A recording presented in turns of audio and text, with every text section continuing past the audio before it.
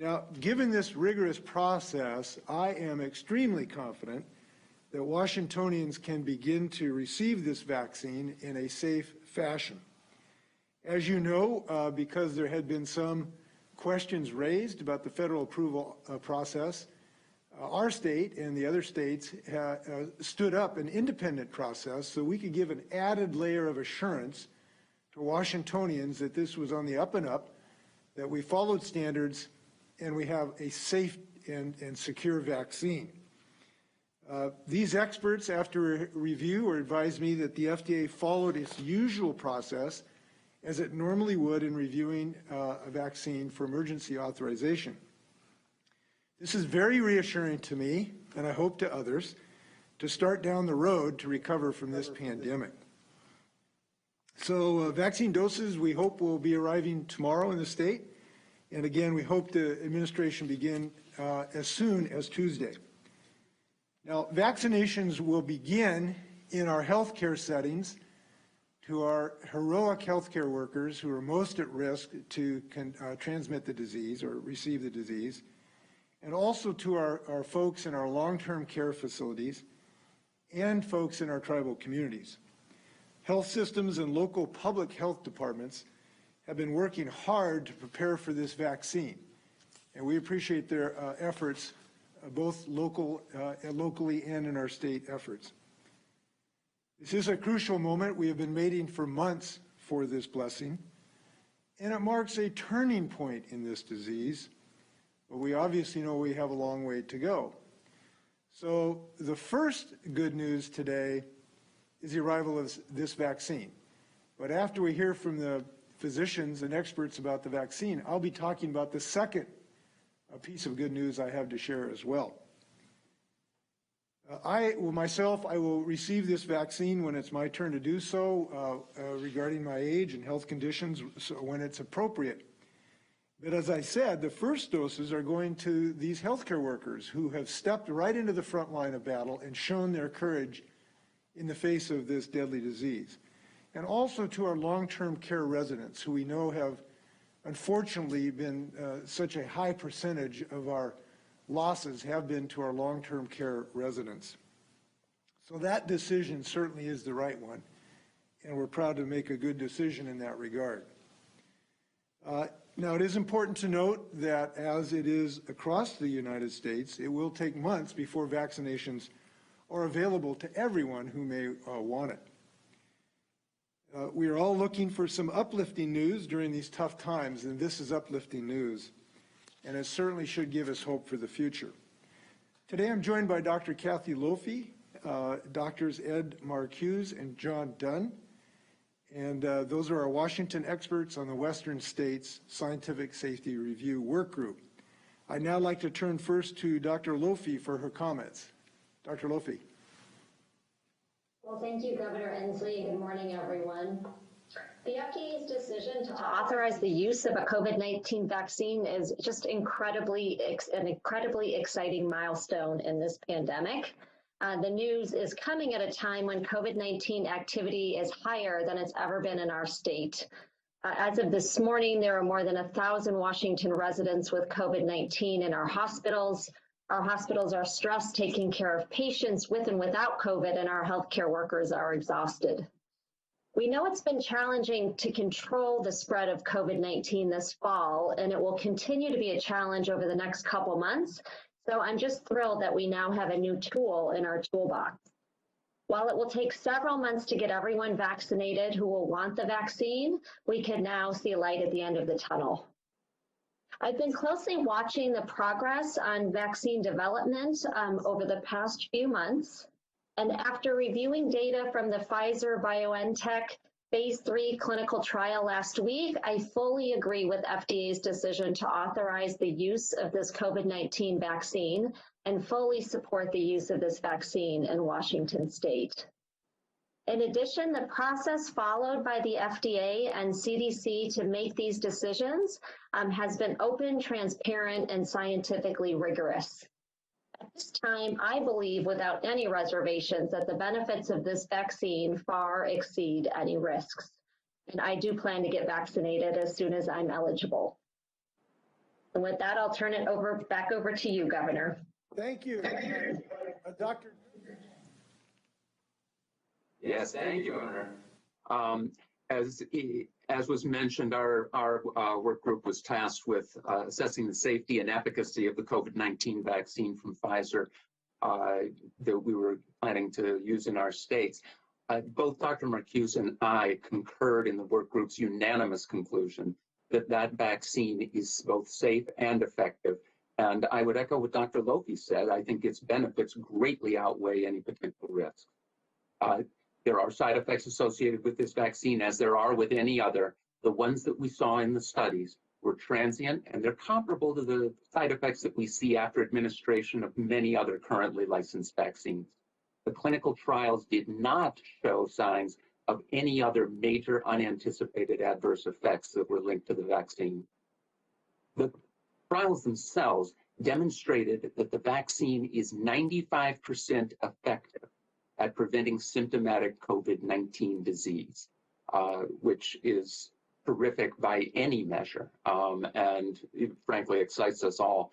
The efficacy was high, we should note, across different ages and across different racial and ethnic groups. On a personal note, again, I would echo what's been said before. My line of work is the sort of thing that brings me into contact with COVID, but so does the mere fact that I am a resident of Washington State and periodically encounter people in the community. Having looked personally at all the data and reviewed all this, I can say absolutely without hesitation, I'm looking forward to being vaccinated as soon as I'm eligible to do so. Dr. Dunn, thank you. Could you just give a word of your work and your expertise in this regard? It's relevant to this committee. I've had background working on vaccine safety studies with Lisa Jackson over at Kaiser Permanente. And my background is also in doing what we call systematic evidence reviews for the United States Preventive Services Task Force. In short, it's background in looking at studies, determining whether or not they're well done, and determining whether the conclusions that they reach are really warranted by the data that they have. Thank you, and thank you for bringing your expertise. Dr. Marcuse. Thank you very much, Governor. Most important, our work group concluded that the processes that were followed by the FDA and CDC committees adhered completely to their high standards of transparency, objectivity, and evidence-based decision-making. It was completely comparable to the other pre-licensing vaccine reviews by these committees that I've participated in over the past decade. And I might add that that process is really the gold standard for the world in reviewing vaccines. The difference between what we do in this country, for example, and the United Kingdom is the United Kingdom licenses on the basis of review of the manufacturer's data alone. In this country, we require that the data be reviewed independently by the FDA career staff, and our review committee had the opportunity to review the data and those two separate analyses. The process that was followed was absolutely rigorous. We think the systems are now also in place to confirm the safety of the vaccine as we go forward. This is absolutely of paramount importance to gain and sustain public confidence in the acceptance of this vaccine. And I too look forward to whenever my number comes up. In a good way. Dr. Marcuse, could you just tell us about your background? We should have given you a better introduction. I have been I'm a pediatrician, retired faculty at UW. I've had the privilege of being involved in vaccine work for over 50 years. I have served on prior committees, ACIP, or the Advisory Committee on Immunization Practices of CDC, on the FDA's VRBPAC, or Vaccines and Biological Products Review Committee, and as a member and chair of the National Vaccine Advisory Committee. I spent a total of about 24 years on those committees. Doctor, could you just briefly describe what the committee did, when it started its work, and generally what you reviewed before you reached this conclusion? So we began, oh Lord, about 10 days ago. We immediately worked out what our processes would be. As you mentioned earlier, it was a 17-member group with really diverse expertise. I think 9 or 10 members of the group have all past experience on these various government advisory committees, although they are independent, mostly academicians. We then had access to the data the manufacturer submitted to the FDA, these huge data files. We then, many of us observed virtually the VRPAC meeting, again, the FDA meetings and the ACIP meetings. And then we, as a committee, met after each of those meetings and reviewed the slides and data that were presented, and then discussed each point.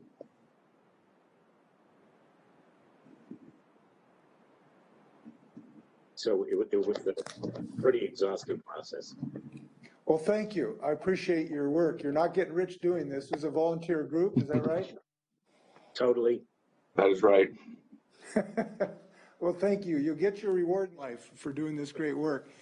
I just want to thank you because I think folks know that we stood up in these several states, this independent review group.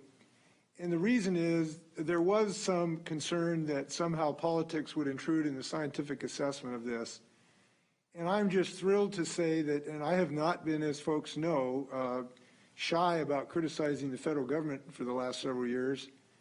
But it's just really a happy event that we can say that the FDA, the CDC did their job in this case without political intrusion into the scientific decision-making. And not only that, but this Western State group have confirmed that fact. So I think this is really a gold seal of approval from the state of Washington in our own expertise. And I believe this is going to be very helpful in giving people confidence, which is necessary to the success of this vaccination program. So when we reach that golden day, when we are returning to normal, you will deserve our thanks. So we appreciate this committee helping us down the road to success of this vaccine. So thank you very much. Now, we've talked about the first piece of good news.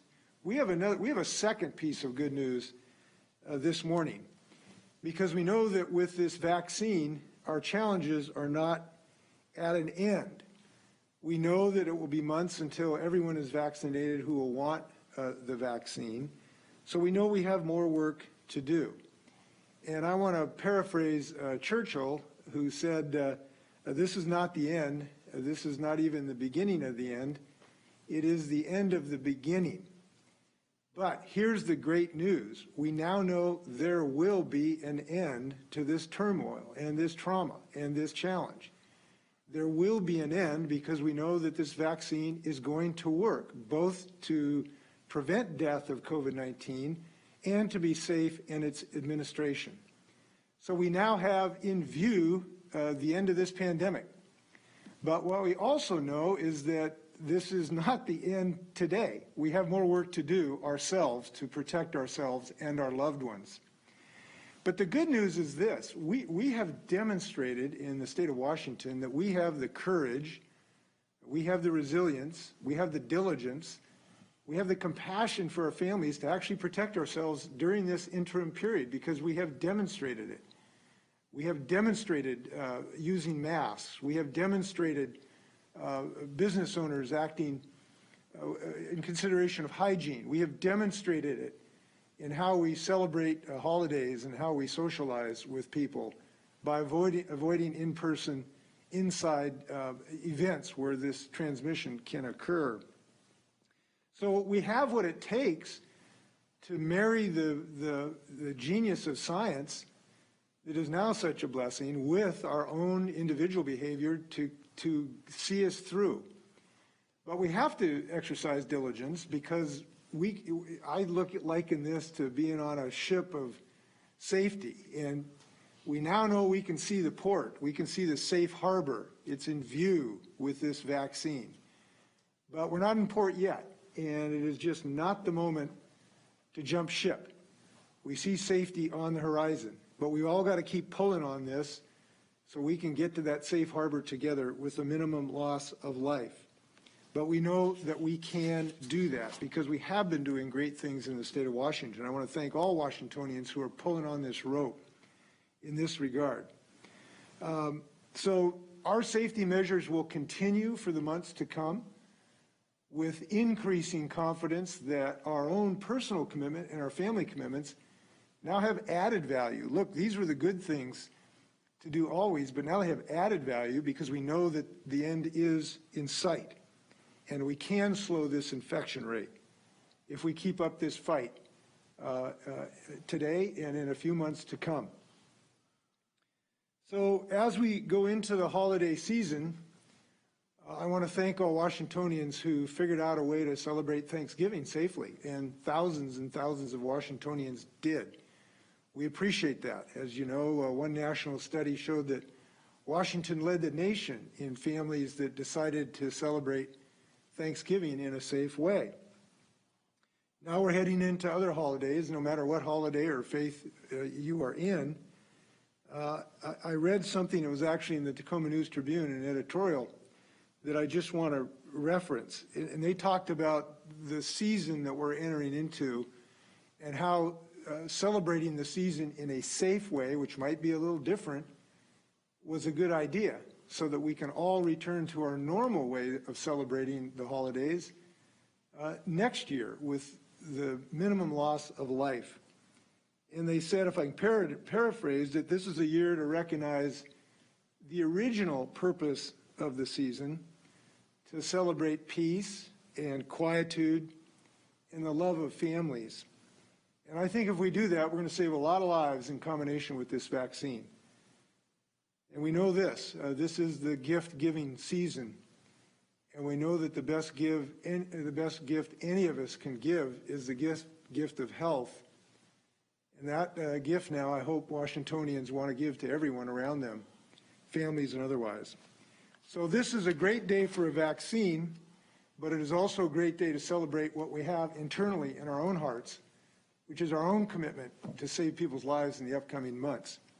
I'd like to thank everyone in the Washington State Department of Health for their tireless efforts for implementing this undertaking. I've been involved in regular briefings, and I can tell you they've been working day and night to get this job done. Leading that effort has been Michelle Roberts, who's available for questions, by the way, today. And with that, now I'd like to stand for questions, and the doctors and Michelle are also available for questions. Up first, we'll go to Sarah Gensler with McClatchy. Go ahead, Sarah. Thank you. This is for the doctors. There's a paragraph in your letter to the Western state governors about uncertainty around some of this, which we're all aware of, such as the duration of the vaccine's protection and its safety for pregnant women. How are you thinking about that uncertainty, and how should individuals interpret that uncertainty in the midst of all this excitement? I think the best way to interpret uncertainty is not as a problem, but simply as things that we haven't determined yet. The things that you bring up are all things that are being investigated as part of the study that's being done. And it should be emphasized that these studies are ongoing.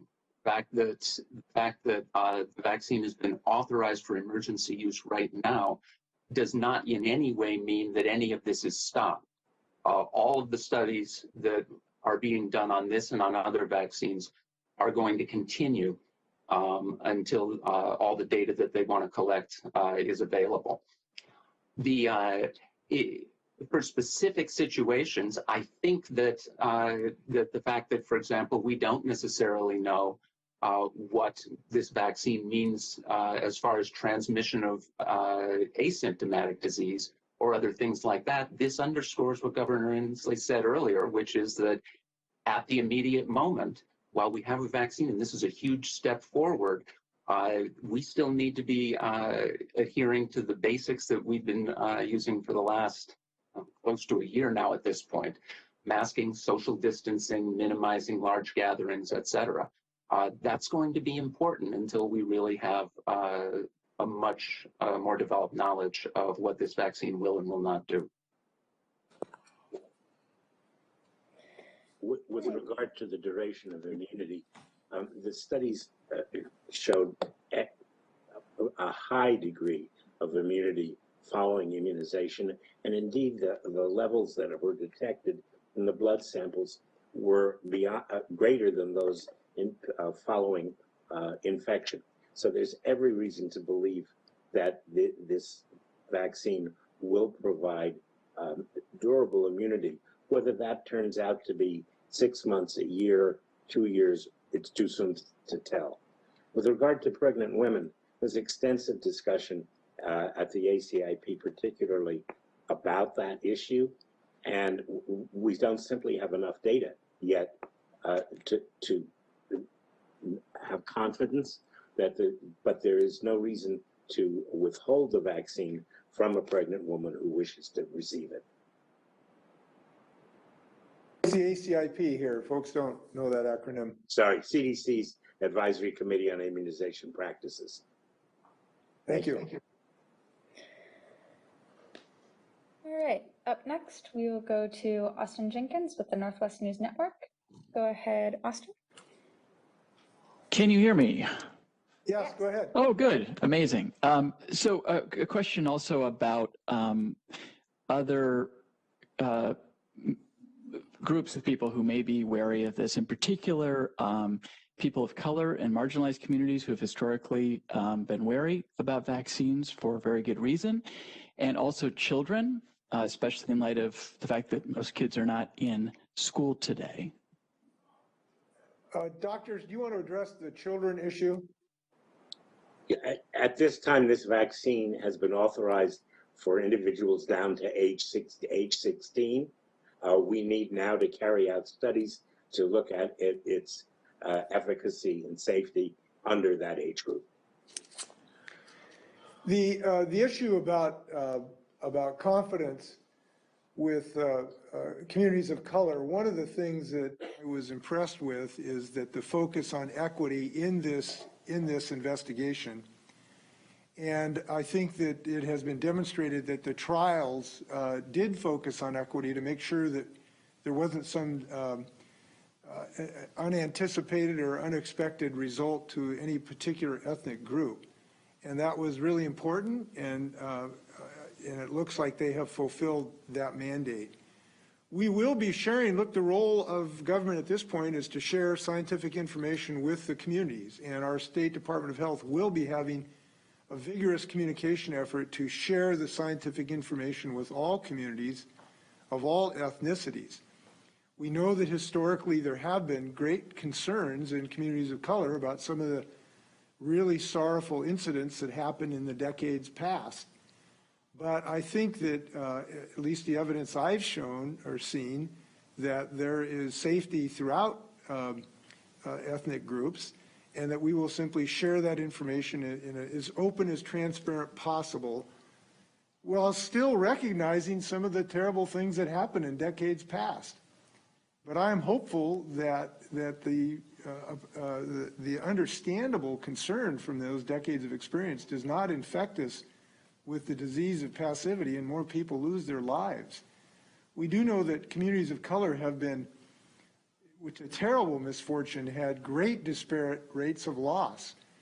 The loss of folks in the Hispanic community and the Black community of fatalities have significantly exceeded the portion of the population they represent. So the communities of color may have more at stake in some sense than other communities, because they've suffered so terribly because of the disparities in where people work and access to health care. And so we are really hopeful that we have broad scale acceptance of this to save these folks in these communities, to not allow the sins of the past to result in increased rates of fatality in these communities. And we'll be sharing as much information as we can with them. right, up next, we'll go to Jim Camden with the spokesman review. Go ahead, Jim. Yes, Governor, I'm wondering what the priority is going to be for receiving the vaccine beyond healthcare workers and people in long-term care facilities. Will the state set up a system where a person might be able to determine when he or she might be eligible for the vaccine? Well, what is happening is we are awaiting some further federal guidance. The national groups will make some recommendations about priority decisions going forward. We're waiting to hear from those before we make our own decisions. Those decisions have not been made to date. When they are made, obviously we will share them with the public so people can have some sense of where they might be in this queue. These are not easy decisions, as you can imagine. There are all kinds of countervailing suggestions based on our Washington values of how to go about this. And we will be first listening to recommendations from the federal government, then we will be making those more finite decisions. But when we do, yes, there will be, as much as we can, a way to convey to Washingtonians what certain circumstances will lead you to be eligible.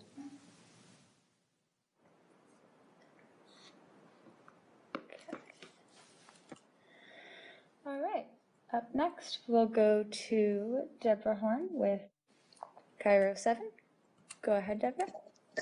Thank you, and thank you to all of the participants. I wanted to ask a question about the fact that it's not just people of color, Governor, and others who are opposed to the vaccine.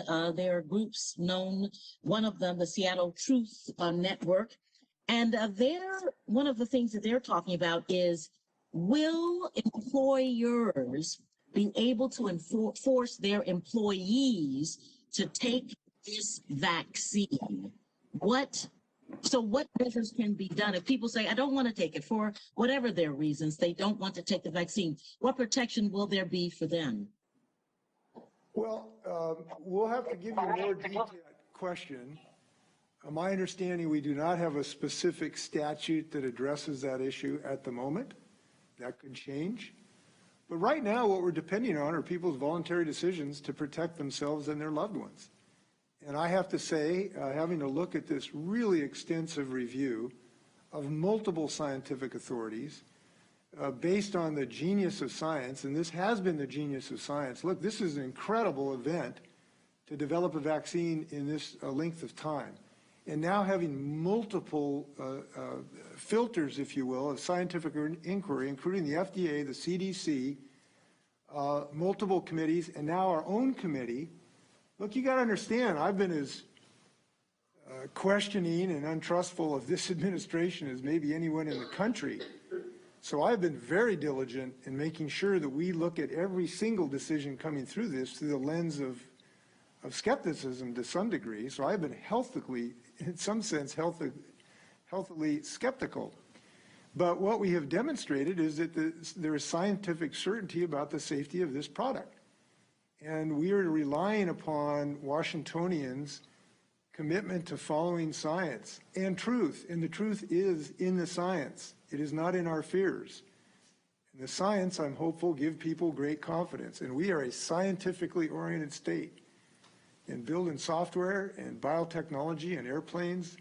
Look, it was our rocket motors who has taken these spacecraft to Mars because we followed science. So right now, we're depending on the voluntary decisions by Washingtonians to marry science with the love of the people around them. Those are two powerful forces, but both are important right now. All right, up next, we'll go to Nick Popham with Como. Go ahead, Nick. Hi, Governor. Thanks so much for taking our questions today. I was curious, you mentioned the vigorous communication effort that's going to be underway over the next few months. I was wondering what that might look like over the next few weeks and months as we get deeper into people getting this vaccine and then others waiting on it. Kathy and Michelle. I'm sorry, Karen? Sorry, Kathy and Michelle should address that. Kathy, Michelle, do you want? Sure, thank you for the question. We want to make sure every person in Washington has accurate information about this vaccine and hears about it in multiple ways. So we'll be doing lots of different strategies to share that information. We will have commercials and media information out there. We'll have different advertising. We have roundtables coming up this week with different external experts, different doctors and others to share information about the vaccine. We're doing those types of events in different languages, so people have an opportunity to hear from experts, hear the science, ask the questions they have. We also are going to make sure all the healthcare providers who will be counseling patients on when it's their turn to get this vaccine, that they have good information and that they're prepared and ready for those conversations. Yeah, I would add that one of the reasons our state has been relatively successful, as you know, today, according to the newspapers, we have a lower known infection rate, probably better than 45 other states. And we think one of the reasons is because we've been very assertive in our communication efforts. If you're watching TV lately, you've seen multiple advertisements about this. You can anticipate seeing more about the vaccine now that we have a vaccine.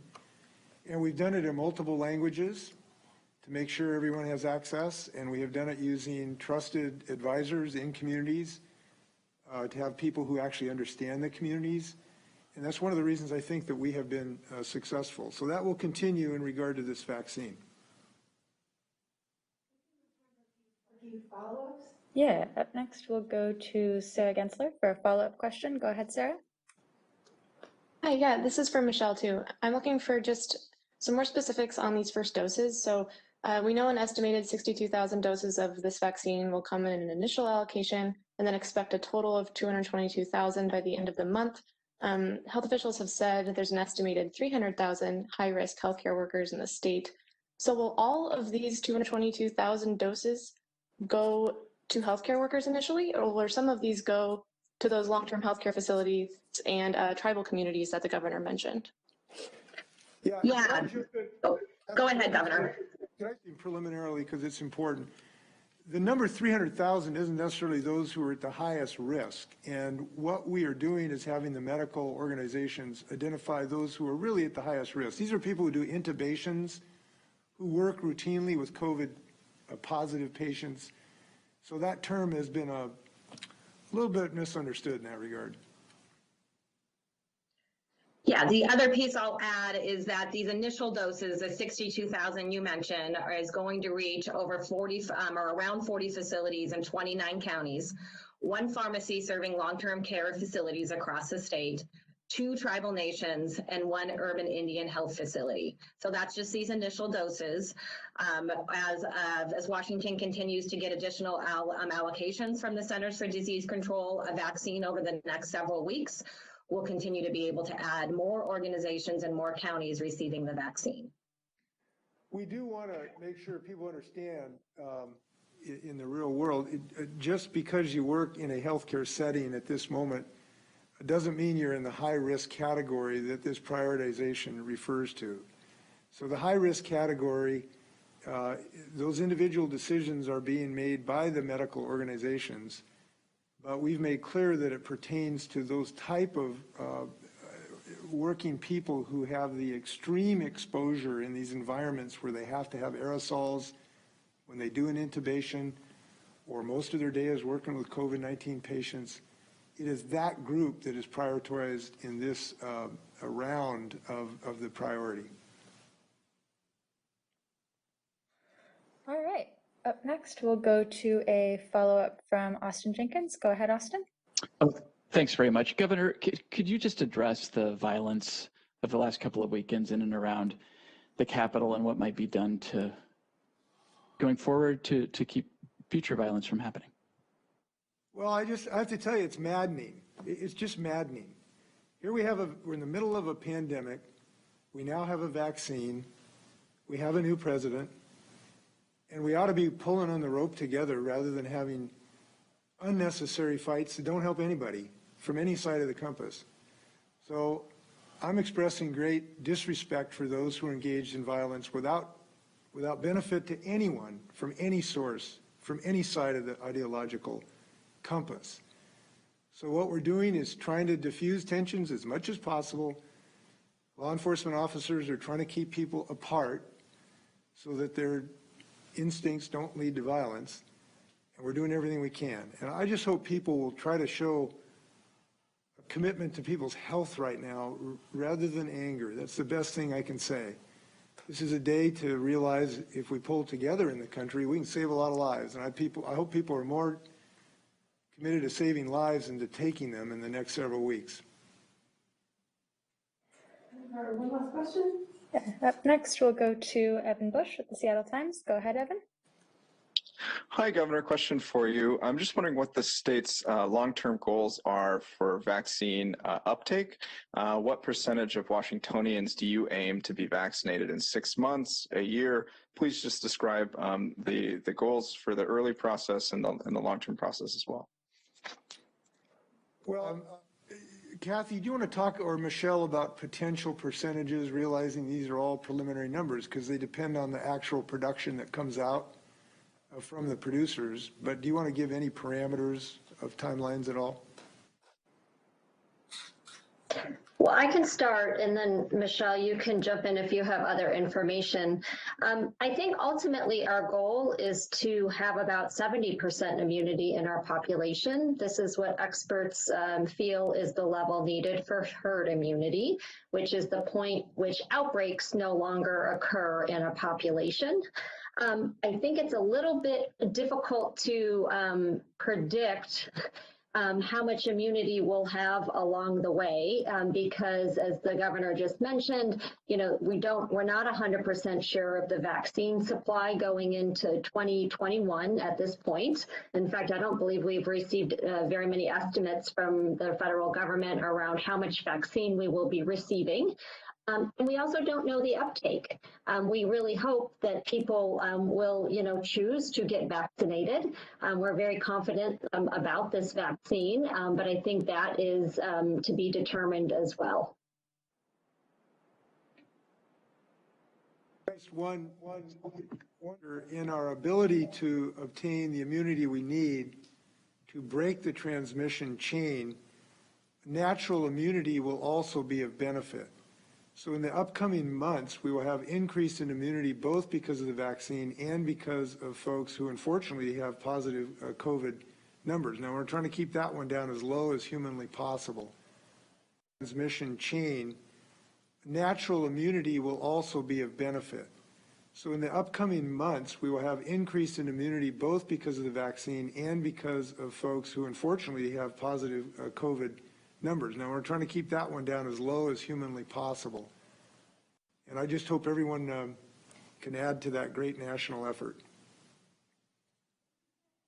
We've got time for one more follow-up. We'll go to Deborah Horn with Cairo. Go ahead, Deborah. Thank you so much. I wanted to know what impact, what effect will the potential extraordinary emergency use authorization that may come this week with the Moderna vaccine, how will that affect the number and use of vaccines in this state? And will you do the same thing with that you've done with the Pfizer vaccine? Yes, you can anticipate similar process with similar rapidity, which we're really, really happy about. Michelle, do you want to address dates, potential dates in that regard?